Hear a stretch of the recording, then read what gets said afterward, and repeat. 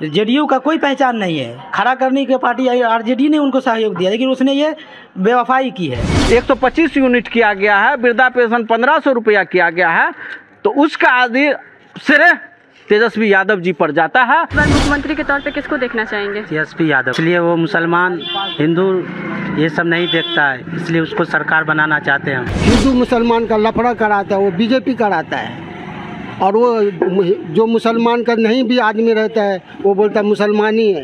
ये सब क्या है, हिंदू मुसलमान को लड़ाने की कोशिश में लगा रहता है हर टाइम। 15 साल से उनके जुल्म ज़्यादती को जो देखे हैं उससे उब चुके हैं, और हम लोग आज़ाद मुल्क में रहते हैं, आज़ाद को पसंद करते हैं और सबका विकास के लिए जीते हैं।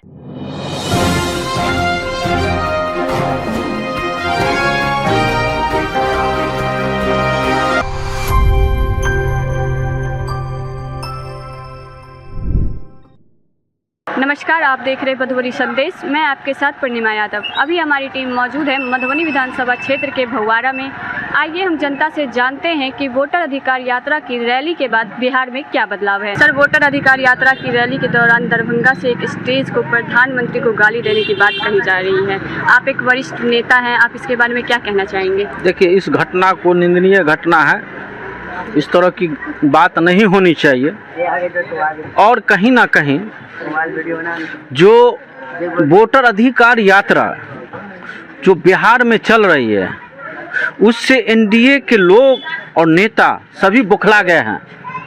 आप देखे होइएगा कि वोट अधिकार यात्रा में राहुल गांधी जी निकलते हैं और बीजेपी के कार्यकर्ता रोड पे आके झंडा लेके नारा लगाने लगते हैं, और राहुल जी वो आके गाड़ी से उतर के बीजेपी के जितने भी कार्यकर्ता हैं उनसे मिलते हैं, और सभी कार्यकर्ता इतने खुश हो जाते हैं कि उसके बाद आपको देखे होइएगा कि राहुल जी का नारा लगाने लगते हैं कि राहुल गांधी जिंदाबाद जिंदाबाद, बीजेपी के कार्यकर्ता।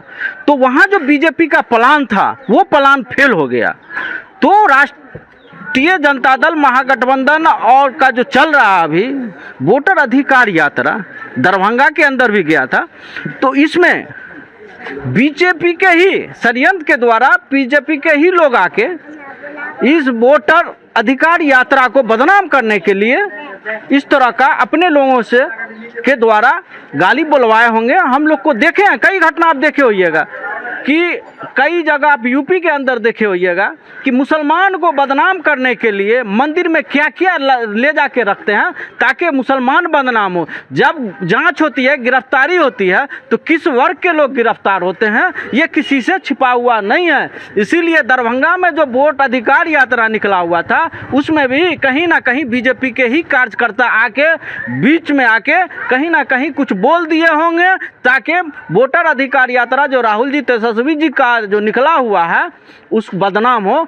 लेकिन कितनों कुछ चाह लेगा इस बार एनडीए के लोग, एनडीए के नेता कि मुख्यमंत्री तेजस्वी यादव को नहीं बनने देंगे। वो भूल जाएं इस बार जो वोट अधिकार यात्रा में भीड़ जम रही है और 17 महीना में जो तेजस्वी यादव जी काम किए हैं जनता का, आज आप देखे होइएगा कि जब तेजस्वी जी वृद्धा पेंशन बढ़ाने की बात कर रहे हैं, उसके बाद बिजली 200 यूनिट फ्री करने की बात कर रहे थे, उससे पहले नीतीश जी काहे नहीं किए जो अभी किए हैं।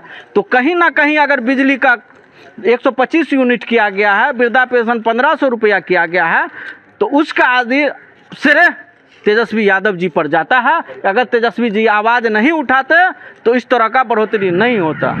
सर, आपका परिचय? मेरा नाम मोहम्मद असलम अंसारी है।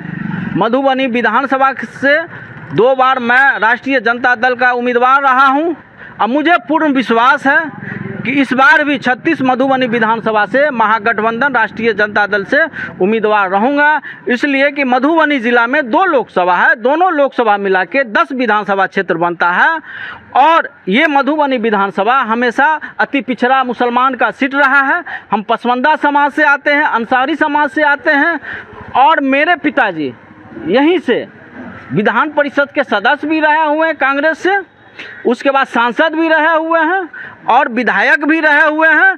और मेरे फूफा 1984 में मेरे पिताजी के मृत्यु के बाद मेरे परिवार के कोई व्यक्ति राजनीति में नहीं थे और मेरा ही परिवार, मेरा फूफा अब्दुल हन्नान, स्वर्गीय अब्दुल हन्नान अंसारी साहब यहाँ से सांसद बने थे।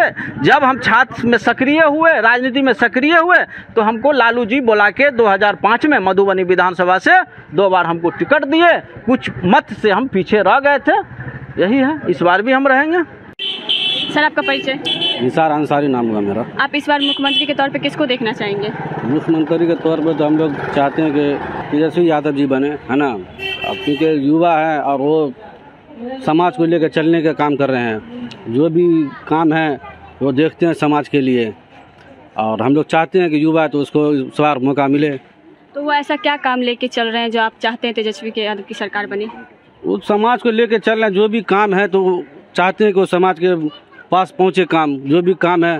अभी मान लीजिए वृद्धा पेंशन का जो एलाउंस हुआ है, नीतीश कुमार जी किए हैं, या बिजली का किए हैं, तो ये उसी का देन है, तेजस्वी यादव का ही देन है।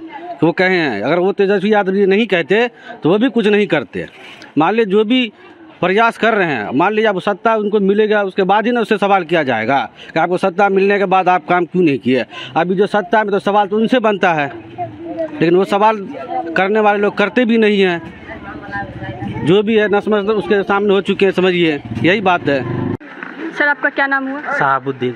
आप इस बार मुख्यमंत्री के तौर पे किसको देखना चाहेंगे? तेजस्वी यादव को। क्यों देखना चाहेंगे? इसलिए वो मुसलमान, हिंदू ये सब नहीं देखता है, इसलिए उसको सरकार बनाना चाहते हैं हम। कुछ ऐसा आप सरकार में बदलाव चाहते होंगे ना? हाँ, सरकार में बदलाव चाहते हैं। क्या चाहते हैं? चाहते वो सरकार आएगा तो कुछ बदलाव आएगा, तेजस्वी यादव आएगा तो कुछ बनेगा, हम लोग को भी कुछ बढ़ेगा। आपका परिचय? मेरा नाम असद सैफी है। आप इस बार मुख्यमंत्री के तौर पे किसको देखना चाहेंगे? अनिवार्य है कि तेजस्वी प्रसाद को देखना चाहते हैं। क्यों देखना चाहते हैं? उनके काम को देखे हैं, उनके कर्तव्य को देखे हैं, उनके मेहनत को देखे हैं, इंडिया गठबंधन की मोहब्बत को देखे हैं, और क्या देखा है उनको। तो कुछ ऐसा काम कर रहे होंगे ना वो, तो आप उनको सरकार बनाना चाहते हैं। 15 साल से उनके जुल्म ज़्यादती को जो देखे हैं उससे उब चुके हैं, और हम लोग आज़ाद मुल्क में रहते हैं, आज़ाद को पसंद करते हैं और सबका विकास के लिए जीते हैं। आपको अगर एक प्लेटफार्म पर रुके रहते, इंडिया आरजेडी के साथ जुड़े रहते, जिसने आरजेडी ने इस लायक आपको बनाया, हकीकत है ये, जेडीयू का कोई पहचान नहीं है, खड़ा करने की पार्टी आरजेडी ने उनको सहयोग दिया, लेकिन उसने ये बेवफाई की है। इस वजह से उनके काम को हम सराहते हैं, तारीफ़ करते हैं, लेकिन उनके कर्तव्य को हम नहीं कबूल करते जो इंडिया के साथ उसने संबंध किया। और आरजेडी इस बार खासकर इंडिया गठबंधन की मेहनत, लगन, जो जज्बा है वो आवाम के हित में है, आवाम के हक में सोच रहे हैं। इसलिए हम लोग सोच लिए कि इस बार इंडिया गठबंधन के साथ खड़े रहेंगे, और तेजस्वी प्रसाद साहब को हम लोग बिहार के मुख्यमंत्री के तौर पर देखना चाहते हैं। आपका नाम क्या हुआ? मेरा नाम सगीर अंसारी। आप क्या कहना चाहेंगे? हम ये कहना चाहेंगे कि इंडिया के अंदर ईवीएम मशीन जब तक नहीं हटेगा, जब तक बीजेपी सरकार इधर से हटेगा ही नहीं। और जो भी है ना काम, जो भी होता है वो सरकार को चुतिया बनाने के लिए सब काम किया जाता है। ईवीएम मशीन को इतना टाइम दिया जाता है ताकि वो चोरी करने का मौका मिल जाता है उसको ईवीएम मशीन से। जब तक उसका जो इतना सरकार का काम करने वाला है, जो वोटिंग हो और उसका 2 घंटे का बाद उसकी गिनती चालू करने की कोशिश करें, जब तक वो जो नहीं हटेगा, जब तक वो बीजेपी हटेगा ही नहीं इंडिया से। यही हमको कहने का मतलब है। और जो इंडिया का अंदर हिंदू मुसलमान का लफड़ा कराता है वो बीजेपी कराता है, और वो जो मुसलमान का नहीं भी आदमी रहता है वो बोलता है मुसलमान ही है। ये सब क्या है, हिंदू मुसलमान को लड़ाने की कोशिश में लगा रहता है हर टाइम। तो आप किसको इस बार मुख्यमंत्री देखना चाहेंगे? हम मुख्यमंत्री तो वही कांग्रेस जो तेजस्वी यादव है, हम उसको ही बनाना चाहते हैं, ताकि वो हर मुसलमान के लिए काम करता है और न हिंदू मुसलमान का कोई बात करता है। वो तो सबके लिए चाहता है। यही बात कहना चाहता हूँ, और क्या आपसे कहूँ। धन्यवाद।